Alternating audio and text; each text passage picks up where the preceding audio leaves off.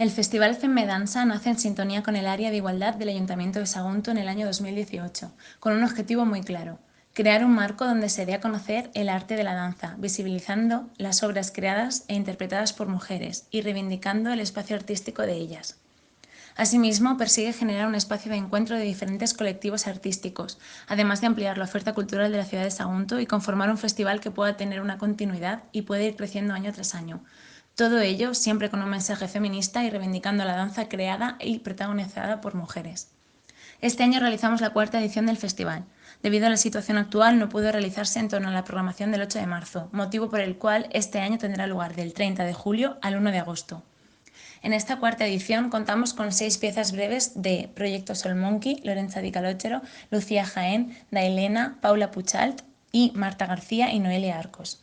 Todos los espectáculos empezarán a partir de las 20 horas. La entrada es gratuita y el aforo limitado.